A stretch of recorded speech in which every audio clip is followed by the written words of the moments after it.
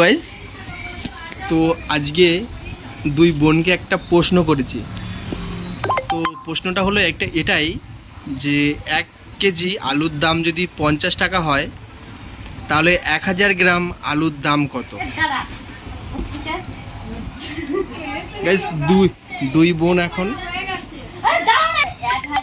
তো বন্ধুরা এখন মাসিও এসছে। 1 কেজি আলুর দাম 50 টাকা, তাহলে 1000 গ্রাম আলুর দাম কত? হ্যাঁ, 1000 গ্রাম আলুর দাম কত? 1 কেজি আলুর দাম 50 টাকা। তুমি বলো তো, দাঁড়াও, আমি তো পড়াশোনা জানি। দাঁড়াও, বন্ধুরা তোমরা যদি জানো অবশ্য কমেন্ট করে জানাও।